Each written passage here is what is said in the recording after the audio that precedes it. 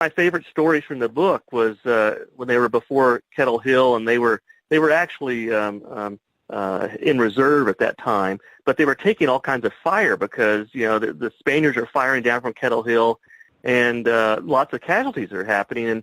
And one of the Rough Riders had taken one of his comrades back to the hospital tent, and as he's coming back to the line, all of a sudden in front of him tumbles down this buffalo soldier into this creek bed, and he's bleeding profusely from his neck. And the Rough Rider goes up and puts his thumb on the wound and stops the blood. But every time he takes his thumb off, it starts gushing. And so he knows that this black man is going to die if he leaves him.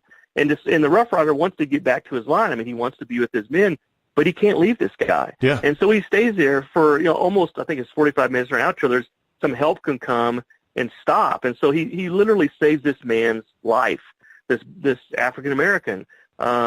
And later, this buffalo soldier is in the hospital, and he says, I myself can't believe that this man, a white man, did this for me, a black man. I mean, but I love him. He saved my life.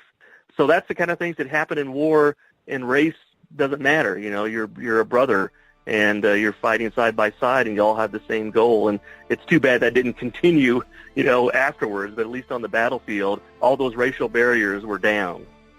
Men, I just had a great conversation with author and historian Mark Lee Gardner, all about Theodore Roosevelt and the Rough Riders. If you want to hear more, if you're a big history buff like I am, head over to wolfandiron.com and check it out.